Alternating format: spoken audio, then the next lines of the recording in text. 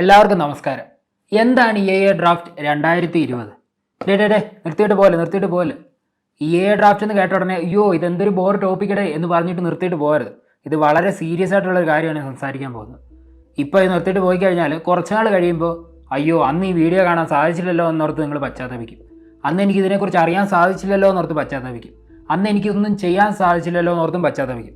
അതുകൊണ്ട് ദയവ് ചെയ്ത് ഈ വീഡിയോ മുഴുവൻ കാണുക. ഇത് വളരെ സീരിയസ് ആയിട്ടുള്ള നമ്മൾ എത്രയും പെട്ടെന്ന് നടപടി എടുക്കേണ്ട ഒരു കാര്യത്തെക്കുറിച്ചാണ് ഞാൻ സംസാരിക്കുന്നത്. ഓക്കെ, അപ്പോൾ നമുക്ക് നേരെ കാര്യത്തിലേക്ക് കിടക്കാം. എന്താണ് EIA? EIA എന്ന് പറഞ്ഞാൽ എൻവയോൺമെൻറ്റൽ ഇമ്പാക്റ്റ് അസസ്മെൻറ്റ്. അതായത് ഏതെങ്കിലും ഒരു സ്ഥലത്ത് എന്തെങ്കിലും ഒരു പ്രൊജക്റ്റ് ചെയ്യുകയാണെങ്കിൽ, ഈ പ്രൊജക്റ്റ് എന്ന് പറഞ്ഞാൽ അത് എന്തെങ്കിലും കെട്ടിടത്തിൻ്റെ കൺസ്ട്രക്ഷൻ ആകാം, അല്ലെങ്കിൽ എന്തെങ്കിലും ഹൈവേയോ ബ്രിഡ്ജസിൻ്റെ കൺസ്ട്രക്ഷൻ, ഡാമുകൾ പണിയുക, എന്തെങ്കിലും ഫാക്ടറികൾ വരിക, ഇതിനെയൊക്കെയാണ് നമ്മൾ എന്തെങ്കിലും ഒരു പ്രൊജക്റ്റ് എന്ന് പറയുന്നത്. അപ്പോൾ ഏതെങ്കിലും ഒരു സ്ഥലത്ത് എന്തെങ്കിലും ഒരു പ്രൊജക്റ്റ് വരുമ്പോൾ ആ സ്ഥലത്തിനോ ആ പ്രകൃതിക്കോ എന്തെങ്കിലും പ്രശ്നങ്ങൾ ഉണ്ടാകുന്നുണ്ടോ എന്ന് നമ്മൾ പഠിക്കും. ഇതിനെയാണ് എൻവയോൺമെൻറ്റൽ ഇമ്പാക്റ്റ് അസസ്മെൻറ്റ് എന്ന് പറയുന്നത്. അതായത് പ്രകൃതിക്ക് എന്തെങ്കിലും ആഘാതങ്ങൾ ഉണ്ടോ എന്ന് നമ്മൾ പഠിക്കും. ഈ EIA എന്ന് പറയുന്നത് ഒരുപാട് സ്റ്റെപ്പുകളുള്ള ഒരു വലിയ പ്രോസസ്സ് തന്നെയാണ്. അപ്പോൾ ഇതൊക്കെ നിലവിലുണ്ടെങ്കിൽ പല കമ്പനികളും ഈ മുഴുവൻ സ്റ്റെപ്പുകളൊന്നും ഫോളോ ചെയ്യാറില്ല. അതിൻ്റെ വലിയ ഉദാഹരണങ്ങൾ തന്നെ നമ്മൾ കണ്ടതാണ് വിശാഖപട്ടണത്തെ ഗ്യാസ് ലീക്കുകൾ, ആസാമിലെ ഓയിൽ വെല്ലിലെ തീപിടുത്തം. ഇതൊക്കെ ഈ കമ്പനികൾ ഈ EIAയുടെ പല സ്റ്റെപ്പുകൾ ഫോളോ ചെയ്യാത്തതുകൊണ്ട് സംഭവിച്ചതാണ്. ഇങ്ങനത്തെ ഒരു സാഹചര്യത്തിൽ ഈ EIAയുടെ റൂൾസ് കുറച്ചും കൂടെ സ്ട്രിക്റ്റ് ആക്കേണ്ടതിന് പകരം ഇപ്പോൾ ഗവൺമെൻറ് ചെയ്തിരിക്കുന്നത് ഇത് കുറച്ചും കൂടെ ഒന്ന് റിലാക്സ് ചെയ്തിരിക്കുകയാണ്, ഒന്ന് ഫ്രീ ആയിട്ട് കൊടുത്തിരിക്കുകയാണ്. അപ്പോൾ അതിൻ്റെ പ്രശ്നങ്ങൾ എന്താണെന്ന് ഞാൻ ഇപ്പോൾ ഒന്നൊന്നായിട്ട് പറയാം. നിങ്ങളെല്ലാവരും ശ്രദ്ധിച്ചിരിക്കുക. കുറച്ച് കൺഫ്യൂസിംഗ് ആണ്, കുറച്ച് ബോറിംഗ് ആയിരിക്കും, പക്ഷേ എന്നാലും അറിഞ്ഞിരിക്കേണ്ടതാണ്. എല്ലാവരും ശ്രദ്ധിച്ചിരിക്കുക.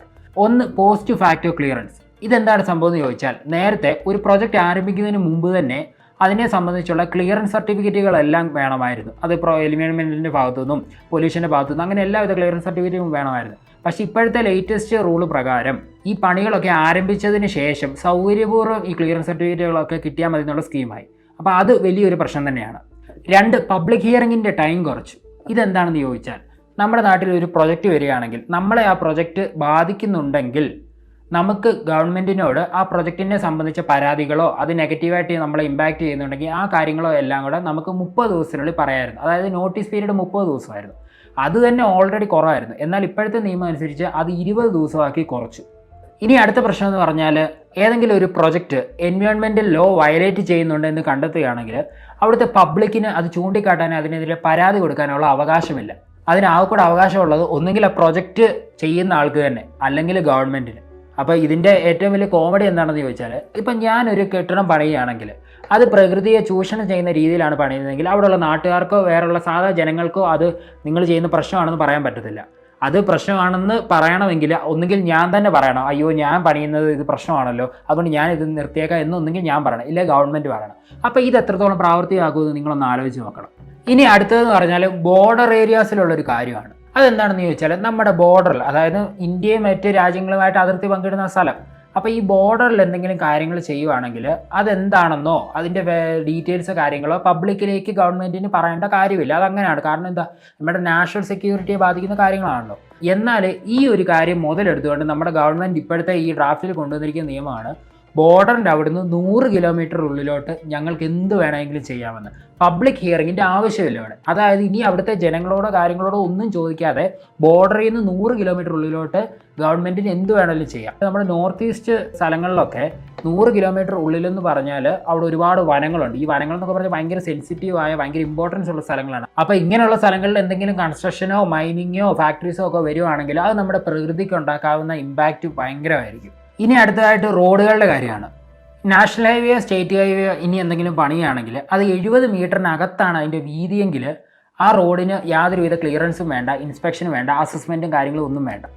അതായത് റോഡിൻ്റെ സൈഡിലൊക്കെ ഒരുപാട് ആൾക്കാർ താമസിക്കുന്നുണ്ടായിരിക്കുമല്ലോ. ഇനി വീതി കൂട്ടുകയാണെങ്കിൽ അവരോടൊക്കെ മാറാൻ പറയാം. അതായത് മാറാമെന്ന് പറഞ്ഞാൽ ഒരു അസസ്മെൻറ്റും കാര്യങ്ങളും ഒന്നും ഉണ്ടാകത്തില്ല, അവർക്ക് എന്തെങ്കിലും പ്രശ്നങ്ങളുണ്ടാവും, അങ്ങനെയുള്ള കാര്യങ്ങളൊന്നും പഠിക്കത്തില്ല, നേരെ മാറിക്കൊള്ളാൻ പറയും. ഇനി അതിലും ഏറ്റവും വലിയ കോമഡി എന്ന് പറഞ്ഞാൽ, ഇന്ത്യയിലെ മിക്ക റോഡുകളും 60 മീറ്ററിൽ താഴെയാണ് അതിൻ്റെ വീതി. ഇപ്പോഴത്തെ റൂൾ അനുസരിച്ച് 70 മീറ്റർ താഴെയാണെങ്കിൽ അസസ്മെൻറ്റ് ക്ലിയറൻസും വേണ്ട. അപ്പോൾ ചുരുക്കം പറ്റി പറഞ്ഞാൽ ഇനി ഇന്ത്യയിൽ എവിടെ വേണമെങ്കിലും എങ്ങനെ വേണമെങ്കിലും റോഡുകൾ പണിയാം, ആരോടും ഒന്നും ചോദിക്കേണ്ട. ഇനി അടുത്തതായിട്ട് കെട്ടിടം പണിയുടെ കാര്യമാണ്. നേരത്തെ 20,000 സ്ക്വയർ മീറ്റർ, അതായത് ഏകദേശം 5 ഏക്കറിനകത്ത് എന്തെങ്കിലും കെട്ടിടം പണി നടക്കുകയാണെങ്കിൽ അതിന് ക്ലിയറൻസ് സർട്ടിഫിക്കറ്റുകൾ വേണ്ടായിരുന്നു. പക്ഷേ ആ 20,000 സ്ക്വയർ മീറ്റർ ഇപ്പോൾ 1,50,000 സ്ക്വയർ മീറ്റർ ആക്കി. അതായത് ഏകദേശം 37 ഏക്കർ. അപ്പോൾ ഇനി 37 ഏക്കർ സ്ഥലത്തിനകത്ത് എന്തെങ്കിലും കെട്ടിടം പണിയുകയാണെങ്കിൽ അതിന് ക്ലിയറൻസ് സർട്ടിഫിക്കറ്റുകൾ വേണ്ട എന്നുള്ളതാക്കി. ഈ 37 ഏക്കർ സ്ഥലം എന്ന് പറഞ്ഞാൽ ഇനി എവിടെ വേണമെങ്കിലും പണിയാം, കാട്ടിൽ വേണമെങ്കിലും പണിയാം, ഏതെങ്കിലും കായൽ തീരത്ത് വേണമെങ്കിലും പണിയാം. ഇനി എൻവയോൺമെൻറ്റൽ ക്ലിയറൻസോ കാര്യങ്ങളോ ഒന്നും വേണ്ട. ഇതാണ് ഇപ്പോഴത്തെ അവസ്ഥ. ഇനി അടുത്തത് എന്താണെന്ന് ചോദിച്ചാൽ, ഒരുപാട് സയൻറ്റിഫിക് പ്രൊജക്റ്റുകളെല്ലാം സ്ട്രാറ്റജിക് പ്രൊജക്റ്റിൻ്റെ താഴെ ഗവൺമെൻറ് കൊണ്ടുവരികയാണ്. ഈ സ്ട്രാറ്റജിക് പ്രോജക്റ്റ് എന്താണെന്ന് ചോദിച്ചാൽ നമ്മുടെ നാഷണൽ സെക്യൂരിറ്റിയെ സംബന്ധിക്കുന്ന പ്രൊജക്റ്റുകളെയാണ് സ്ട്രാറ്റജിക് പ്രോജക്റ്റ് എന്ന് പറഞ്ഞത്. അതായത് ഇപ്പോൾ നമ്മുടെ വെപ്പൺസ് ഇല്ലേ, അപ്പോൾ ഇതൊക്കെ സ്റ്റോർ ചെയ്യാനായിട്ട് ഒരു വെയർ ഹൗസ് പണിയാണെന്ന് വിചാരിക്കും. അപ്പോൾ ഇതിങ്ങനെ പണിയുകയാണെങ്കിൽ ഗവൺമെൻറ്റിൻ്റെ ജനങ്ങളോട് ഇതിനെപ്പറ്റി സംസാരിക്കേണ്ട ഒരു കാര്യമില്ല. അപ്പോൾ ഇങ്ങനെയുള്ള ഈ പ്രൊജക്റ്റുകൾ തന്നെയാണ് സ്ട്രാറ്റജിക് പ്രോജക്റ്റ് എന്ന് പറയുന്നത്. എന്നാൽ ഇപ്പോൾ ഗവൺമെൻറ് പറഞ്ഞിരിക്കുന്നത് ഗവൺമെൻറ്റിന് തീരുമാനിക്കാം ഏത് പ്രൊജക്റ്റ് സ്ട്രാറ്റജിക്ക് കൊണ്ടുവരണമെന്ന്. അതായത് നാളെ എവിടെയെങ്കിലും ഒരു ഹൈവേ പണിയോ അല്ലെങ്കിൽ എന്തെങ്കിലും കെട്ടിടങ്ങൾ പണിയോ എന്തെങ്കിലും ചെയ്യുവാണെങ്കിൽ നമ്മളതിനെ തെറ്റി നിങ്ങൾ ഇതിങ്ങനെ ചെയ്യാൻ പാടില്ല, ഇവിടെ പ്രശ്നമാണെങ്കിൽ ഗവൺമെൻറ് ഉടനെ പറയാൻ പറ്റും ഇത് സ്ട്രാറ്റജിക് പ്രോജക്റ്റാണ്, ഇത് നാഷണൽ സെക്യൂരിറ്റിയെ ബാധിക്കുന്ന കാര്യങ്ങളാണ്, ഇതിനെപ്പറ്റി ഞങ്ങളൊന്നും നിങ്ങളോട് പറയത്തില്ല, ഞങ്ങൾക്ക് തോന്നിയ പോലെ ചെയ്യാം. ഇതാണ് ഇനി വരാൻ പോകുന്ന അവസ്ഥ. മനസ്സിലായല്ലോ? അപ്പോൾ ഞാൻ ഈ പറഞ്ഞ കാര്യങ്ങളെല്ലാമാണ് EIA ഡ്രാഫ്റ്റ് 2020 അതിൻ്റെ ഡ്രോബാക്സ്. ഞാൻ മുഴുവൻ EIA ഡ്രാഫ്റ്റ് ഒന്നും പറഞ്ഞിട്ടില്ല കേട്ടോ, 80 പേജുണ്ട്, അത് മുഴുവൻ നമുക്ക് പറയാൻ പറ്റത്തില്ല, മുമ്പേ പറഞ്ഞായിരുന്നു. അപ്പോൾ എങ്ങനെയുണ്ട് ഈ EIA ഡ്രാഫ്റ്റ് 2020? പൊളിയല്ലേ? ഡെവലപ്മെൻറ്റും കാര്യങ്ങളൊക്കെ നല്ല കിടുക്കനായിട്ട് വരും, അത് ഉറപ്പാണ്. പക്ഷേ ആ ഡെവലപ്മെൻറ്റൊക്കെ അനുഭവിക്കുക നമ്മൾ ജീവനോടുണ്ടാകുമെന്ന് ഒരു ഉറപ്പുമില്ല. പ്രകൃതിക്കിട്ട് നമ്മൾ എത്ര അങ്ങോട്ട് കൊടുക്കുന്നുണ്ടോ അതിനനുസരിച്ച് ഇങ്ങോട്ടും അവർ തരാറുണ്ട്. ഈ പ്രളയങ്ങളും കാര്യങ്ങളൊക്കെ നമ്മൾ കണ്ടതാണല്ലോ അല്ലേ? അപ്പോൾ ഈ ഒരു സമയത്ത് നമ്മൾ ഇതിനെതിരെ പ്രതികരിച്ചില്ലെങ്കിൽ ഇനി പ്രതികരിക്കാൻ നമുക്കൊരു അവസരം ഉണ്ടാകണമെന്നില്ല. കാരണം ഞാൻ ഈ പറഞ്ഞ കാര്യങ്ങളെല്ലാം ഇപ്പോൾ ഒരു നിയമമായിട്ടില്ല, ഒരു ഡ്രാഫ്റ്റ് മാത്രമാണ്. ഈ ഡ്രാഫ്റ്റ് എന്തിനാണ് പബ്ലിക്കിലേക്ക് ഗവൺമെൻറ് റിലീസ് ചെയ്യുന്നത് എന്ന് ചോദിച്ചു കഴിഞ്ഞാൽ നമുക്ക് ആ ഡ്രാഫ്റ്റിനെ പറ്റി എന്തെങ്കിലും അഭിപ്രായ വ്യത്യാസങ്ങളോ കംപ്ലൈൻറ്റോ ഉണ്ടെങ്കിൽ അത് സർക്കാരിനെ അറിയിക്കാൻ വേണ്ടിയിട്ടാണ്. ഇവിടെയും സർക്കാർ ഒരു കള്ളക്കളി നടത്തിയിട്ടുണ്ട്. ഞാനൊരു രാഷ്ട്രീയ പാർട്ടിയിലും അംഗമല്ലാത്ത ഒരാളാണ്, ഇത് ഞാൻ നേരത്തെ പറഞ്ഞിട്ടുമുണ്ട്. അതുകൊണ്ടൊരു പ്രത്യേക സർക്കാരിനെ കുറ്റപ്പെടുത്തുകയാണ് എന്നൊന്നും വിചാരിക്കരുത്. അപ്പോൾ ഇവിടെ സർക്കാർ കാണിച്ചൊരു കള്ളക്കളി എന്താണെന്ന് വെച്ചാൽ ഇവർ ഈ ഡ്രാഫ്റ്റ് പബ്ലിക്കിലേക്ക് ആദ്യം റിലീസ് ചെയ്തത് കൊറോണ മൂലം നമ്മുടെ രാജ്യം ലോക്ക്ഡൗൺ ആയി ജനങ്ങൾ കഷ്ടപ്പെട്ടുകൊണ്ടിരുന്ന ആ ഒരു സമയത്താണ്. അപ്പോൾ ഈ ഡ്രാഫ്റ്റിന് അധികം ശ്രദ്ധ പോകത്തില്ലല്ലോ. എന്നിട്ട് ജൂൺ 30 ഈ ഡ്രാഫ്റ്റിനെതിരെ എന്തെങ്കിലും കംപ്ലൈൻറ്റ് ഉണ്ടെങ്കിൽ അത് സർക്കാരിനെ അറിയിക്കാനായിട്ട് സർക്കാർ നിശ്ചയിച്ചിരുന്ന തീയതി, ലാസ്റ്റ് ഡേറ്റ് ജൂൺ 30. എത്ര പേര് ഇതിനെപ്പറ്റി അറിഞ്ഞിരുന്നു ജൂൺ 30 ഇതിൻ്റെ ലാസ്റ്റ് ഡേറ്റ് എന്ന്? കൊറോണ ലോക്ക്ഡൗൺ മൂലം ഇന്ത്യയിലെ പല ജനങ്ങളും EIA പറ്റി അറിഞ്ഞില്ല എന്ന് പറഞ്ഞുകൊണ്ട് ഡൽഹി ഹൈക്കോടതിയാണ് നമ്മുടെ സർക്കാരിൻ്റെ മേലിൽ സമ്മർദ്ദം ചെലുത്തിക്കൊണ്ട് ജൂൺ 30 ഉണ്ടായിരുന്ന ലാസ്റ്റ് ഡേറ്റ് ഓഗസ്റ്റ് 11 വരെ നീട്ടിവെച്ച്, അതായത് അടുത്ത ആഴ്ച വരെ നീട്ടിവെച്ച്. അത് ശരിക്കും പറഞ്ഞാൽ നമുക്ക് കിട്ടിയ ഒരു ചെറിയ ഭാഗ്യമാണ്. ഇനി ഒരാഴ്ചയും കൂടെ നമുക്ക് സമയമുണ്ട് ഇതിനെതിരെ പ്രതികരിക്കാൻ. അതെങ്ങനെയാണെന്നുള്ളത് ഇനി ഞാൻ പറയാം. ഈ പറയാൻ പോകുന്ന കാര്യങ്ങൾ നിങ്ങൾ നന്നായിട്ട് ശ്രദ്ധിച്ച് കേൾക്കണേ. ഈ വീഡിയോ എടുത്തതിൻ്റെ ഉദ്ദേശം തന്നെ ഈ കാര്യം നിങ്ങളിലേക്ക് എത്തിക്കാൻ വേണ്ടിയിട്ടാണ്. അപ്പോൾ നമുക്ക് എന്ത് ഇതിനെതിരെ ചെയ്യാൻ സാധിക്കുമെന്ന് ചോദിച്ചാൽ ഒരു മെയിൽ അയക്കുകയാണ് വേണ്ടത്. ആ മെയിൽ ID ഈ വീഡിയോയുടെ ഡിസ്ക്രിപ്ഷനിൽ ഫസ്റ്റ് കമൻറ്റിൽ ഞാൻ കൊടുത്തിട്ടുണ്ട്.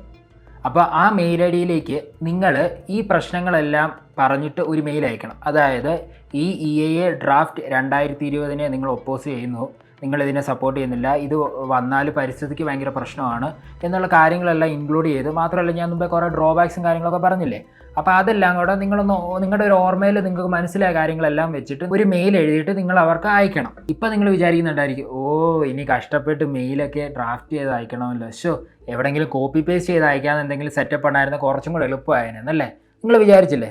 എനിക്കറിയാം അങ്ങനെ വിചാരിക്കുന്നത്. അതിൻ്റെ കാരണം എന്താ, നമുക്കെല്ലാം ഭയങ്കര മടിയല്ലേ കുറച്ച് കഷ്ടപ്പെടാൻ വേണ്ടി. ശരിക്കും പറഞ്ഞാൽ നമ്മളെപ്പോലുള്ളവർക്ക് വേണ്ടി കുറച്ച് ഓർഗനൈസേഷനൊക്കെ മുന്നിട്ട് വന്നിരുന്നു. എന്തിനാണെന്ന് ചോദിച്ചാൽ ഈ മെയിൽ അയക്കാൻ അവർ കുറച്ച് എളുപ്പമാർഗ്ഗം ചെയ്തിരുന്നു. അതായത് അവരുടെ 1-2 ലിങ്കുകൾ ക്ലിക്ക് ചെയ്താൽ മതി, നമ്മുടെ മെയിലിൽ ഈ കണ്ടൻറ്റും സബ്ജക്റ്റും അങ്ങനെ ഉൾപ്പെടുന്ന എല്ലാ സംഭവങ്ങളും വരും. നമ്മൾ ജസ്റ്റ് സെൻഡ് ബട്ടൺ ഞെക്കിയാൽ മാത്രം മതി, നേരെ ഈ ഗവൺമെൻറ്റിന് ഈ മെയിൽ ID പോകും. ഈ ഒരു സെറ്റപ്പ് കുറച്ച് ഓർഗനൈസേഷൻ ചെയ്തിരുന്നു. പക്ഷേ എന്താ പണി പറ്റിയെന്ന് പറഞ്ഞാൽ ഇങ്ങനെ സെയിം കണ്ടൻറ്റ് സ്ഥിരം വന്ന് ഇങ്ങനെ സെയിം കണ്ടൻറ്റ് അയക്കുന്ന എല്ലാ മെയിലുകളെ നമ്മുടെ ഗവൺമെൻറ് അങ്ങ് ബ്ലോക്ക് ചെയ്തു. അതായത് ഓട്ടോമാറ്റിക്കലി ഈ സെയിം കണ്ടൻറ്റ് അയക്കുന്ന ആ മെയിലുകളെല്ലാം സ്പാമിൽ ചെന്നിട്ട് ഡിലീറ്റ് ആവുകയാണ് ചെയ്തത്. മാത്രമല്ല ഇതിന് മുന്നിട്ട് നിന്ന കുറച്ച് ഓർഗനൈസേഷൻസ് ഉണ്ട്. Let India breathe, there is no earth B, Fridays for future എന്നൊക്കെ പറഞ്ഞ കുറച്ച് ഓർഗനൈസേഷനാണ്. ഈ ഓർഗനൈസേഷനെ എല്ലാം നമ്മുടെ ഗവൺമെൻറ് അങ്ങ് ബാൻ ചെയ്തു. എന്നിട്ട് അവരുടെ വെബ്സൈറ്റ് ബ്ലോക്ക് ചെയ്തു, അവരുടെ ട്വിറ്റർ അങ്ങ് ബ്ലോക്ക് ചെയ്തു. ഇതൊക്കെയാണ് നമ്മുടെ ഗവൺമെൻറ് ചെയ്ത പരിപാടി. അതുകൊണ്ട് തന്നെ ഇനി അവരുടെ ആ ഒരു രീതിയിൽ നമുക്ക് മുമ്പോട്ട് മെയിൽ അയക്കാൻ സാധിക്കത്തില്ല. കറക്റ്റ് കണ്ടൻറ്റ് അവർ പറയുന്നത് വെച്ച് നമുക്ക് ചെയ്യാൻ സാധിക്കത്തില്ല. അതുകൊണ്ടാണ് നിങ്ങളോട് നിങ്ങൾ സ്വന്തമായിട്ടൊരു മെയിൽ ഉണ്ടാക്കി അയക്കാൻ വേണ്ടി ഞാൻ പറയുന്നത്. അപ്പോൾ എല്ലാവരും മെയിൽ അയക്കുക. ഇത് നമുക്ക് വേണ്ടി തന്നെയാണ് നമ്മൾ ചെയ്യുന്നതെന്നുള്ള ബോധ്യത ഉണ്ടാവണം. ഇനി അടുത്തായിട്ട് എനിക്ക് പറയാനുള്ളതെന്ന് പറഞ്ഞാൽ, എൻ്റെ ഒരു വീഡിയോയിൽ ഞാൻ പറഞ്ഞിട്ടില്ല ലൈക്ക് ചെയ്യുക, ഷെയർ ചെയ്യുക, സബ്സ്ക്രൈബ് ചെയ്യുന്നത്. പക്ഷേ അതിനകത്ത് ഒരു കാര്യം ഞാൻ ഈ വീഡിയോയിൽ പറയുകയാണ്, നിങ്ങളെല്ലാവരും ഈ വീഡിയോ ഒന്ന് ഷെയർ ചെയ്യണം. അതിൻ്റെ കാര്യം എന്ന് പറഞ്ഞാൽ നമ്മളിൽ എത്ര പേർക്ക് ഇതിനു മുമ്പ് EIA എന്താണെന്ന് അറിയാമായിരുന്നു. ഇനി EIA അറിയാവുന്ന പലർക്കും ഈ മെയിൽ അയക്കുന്നതിനെ പറ്റിയോ അതെങ്ങനെ ചെയ്യണം എന്നുള്ള കാര്യങ്ങളെ പറ്റിയോ ഒന്നും വലിയ ധാരണ ഉണ്ടായിരിക്കത്തില്ല അല്ലേ? നിങ്ങൾ എത്ര പേര് ഈ മെയിൽ അയച്ചിട്ടുണ്ടായിരുന്നു? അപ്പോൾ തീർച്ചയായും നിങ്ങളെപ്പോലെ തന്നെ ഒരുപാട് ആൾക്കാർക്ക് ഇത് അറിയത്തില്ല. അപ്പോൾ നിങ്ങൾ ദയവ് ചെയ്ത് ഇത് ഷെയർ ചെയ്യുക. വാട്സപ്പിൽ ഷെയർ ചെയ്യുക, ഇൻസ്റ്റാഗ്രാമിൽ ഷെയർ ചെയ്യുക, ഫേസ്ബുക്കിൽ ഷെയർ ചെയ്യുക, അങ്ങനെ എവിടെയാണെന്ന് വെച്ചാൽ ഇത് ഷെയർ ചെയ്യുക. മാത്രമല്ല നിങ്ങൾക്ക് ഏതെങ്കിലും സെലിബ്രിറ്റികളെയോ അല്ലെങ്കിൽ സോഷ്യൽ മീഡിയ ഇൻഫ്ലുവൻസേഴ്സോ വലിയ വലിയ യൂട്യൂബേഴ്സിനെ ആരെങ്കിലുമൊക്കെ അറിയാമെങ്കിൽ നിങ്ങളിത് അവർക്ക് ഷെയർ ചെയ്ത് കൊടുക്കുക. കാരണം നമ്മുടെ കേരളത്തിൽ ഇതൊട്ടും ഒരു ചർച്ചാ വിഷയമേ ആയിട്ടില്ല. ആരും ഇതൊന്നും ഏറ്റെടുത്തിട്ടില്ല. തമിഴ്നാട്ടിലാണെങ്കിൽ സിനിമാടൻ കാർത്തി ഇതിനെക്കുറിച്ച് സംസാരിച്ചത്. അങ്ങനെ തമിഴ്നാട്ടിലെ കുറേ ആൾക്കാർ അങ്ങനെയെങ്കിലും അറിഞ്ഞു. നമ്മുടെ നാട്ടിൽ അറിയാമല്ലോ, ഒരു സെലിബ്രിറ്റി എന്തെങ്കിലും ഒരു കാര്യം ഏറ്റെടുത്താലല്ലേ അത് കൂടുതൽ ആൾക്കാരിലേക്ക് എത്തത്തുള്ളൂ. അപ്പോൾ ഇവിടെ ഒരു സെലിബ്രിറ്റി അതിനെപ്പറ്റി സംസാരിക്കുന്ന ഒന്നും ഇത്രയും നാളായിട്ട് ഞാൻ കണ്ടില്ല. ഇത് അവരതിനെപ്പറ്റി അറിയാത്തതാണെന്നാണ് എനിക്ക് തോന്നുന്നത്. അപ്പോൾ ഇതെല്ലാവരും ദയവ് ചെയ്ത് ആർക്കെങ്കിലുമൊക്കെ അയച്ചു കൊടുക്കാൻ പറ്റിയ കൊടുക്കുക. ഇനി ഈ വലിയ വലിയ ആൾക്കാരാരെങ്കിലും ഇത് കാണുന്നുണ്ടെങ്കിൽ, ഏതെങ്കിലും സെലിബ്രിറ്റിയോ സോഷ്യൽ മീഡിയ ഇൻഫ്ലുവൻസറോ വലിയ ഏതെങ്കിലും യൂട്യൂബറോ ഇത് കാണുന്നുണ്ടെങ്കിൽ എൻ്റെ ഒരു അഭ്യർത്ഥനയാണ്, നിങ്ങൾ ദയവ് ചെയ്ത് നിങ്ങളുടെ ആ ഫാൻസിന് അല്ലെ ഫോളോവേഴ്സിന് അല്ലെ സബ്സ്ക്രൈബേഴ്സിന് ഈ വീഡിയോ ഒന്ന് കാണിച്ചു കൊടുക്കുക. ഇനി നിങ്ങൾക്ക് ഈ വീഡിയോ കാണിച്ചു കൊടുക്കാൻ ബുദ്ധിമുട്ടാണെങ്കിൽ ഒന്ന് കാണിക്കണ്ട. നിങ്ങൾ തന്നെ EIA പറ്റി ഒരു ചെറിയ അവലോകനം നടത്തി എന്താണ് ചെയ്യേണ്ടതെന്ന് നിങ്ങളുടെ ഫാൻസ്, ഫോളോവേഴ്സ്, സബ്സ്ക്രൈബേഴ്സിനോടൊന്ന് പറഞ്ഞു കൊടുക്കുക. കാരണം ഇത് വലിയ ഒരു സംഭവം തന്നെയാണ്. നമ്മുടെ ഇന്ത്യയിൽ, കേരളത്തിലൊഴികെ ബാക്കി എല്ലാ സ്ഥലങ്ങളിലും ഇത് വലിയൊരു പ്രക്ഷോഭം തന്നെയാണ്. നമ്മൾ മാത്രമേ ഉള്ളൂ ഇവിടെ ഇപ്പോൾ ഒന്നും ചെയ്യാതിരിക്കുന്നത്. അപ്പോൾ അതുകൊണ്ട് തന്നെ ഈ ആഗസ്റ്റ് 11-ാം തീയതിക്ക് മുമ്പ് തന്നെ എല്ലാവരും മെയിലുകൾ അയക്കുക. ഇത് നമ്മൾ മെയിൽ അയക്കുന്നത് നമുക്ക് വേണ്ടിയാണെന്നുള്ളൊരു ചിന്ത ആദ്യം നമുക്കുണ്ടാകണം. ഇന്ന് നമ്മൾ ഇതിനെതിരെ പ്രതികരിച്ചില്ലെങ്കിൽ നേരത്തെ വിശാഖപട്ടണത്തും ആസാമിലും ഒക്കെ നടന്ന ദുരന്തങ്ങൾ ചിലപ്പോൾ ഇനി നടക്കാൻ പോകുന്നത് നമ്മുടെ നാടുകളിലായിരിക്കും. നമുക്കായിരിക്കും ഇതൊക്കെ സംഭവിക്കാൻ പോകുന്നത്. അന്ന് നമ്മൾ ഇതിന് പുറകെ ഓടുന്നതിനെക്കാട്ടിലും നല്ലതല്ലേ ഇപ്പോൾ 5-10 മിനിറ്റ് സ്പെൻഡ് ചെയ്ത് ഈ മെയിൽ അയക്കുന്നത്. ഇനി എനിക്ക് പറയാനുള്ളത് കമൻറ്റിനെ പറ്റിയാണ്. ഈ വീഡിയോയുടെ താഴെ ഈ വീഡിയോയുടെ അഭിപ്രായങ്ങളെക്കാട്ടിലും ഉപരി എനിക്ക് അറിയേണ്ടത് എത്ര പേര് ഇമെയിൽ അയച്ചു എന്നതാണ്. അതുകൊണ്ട് തന്നെ ഇമെയിൽ അയച്ച എല്ലാവരും I have sent an email എന്ന് പറഞ്ഞ് ഇതിൻ്റെ താഴെ കമൻറ്റ് ഇടുക.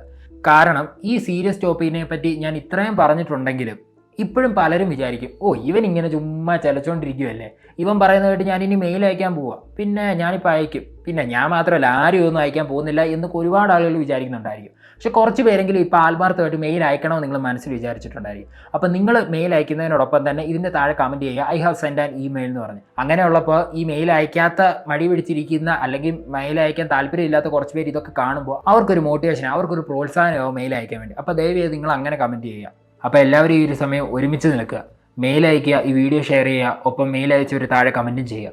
അപ്പോൾ ഇത്രയും പറഞ്ഞുകൊണ്ട് this is Tharakan from Tharakan stock signing off.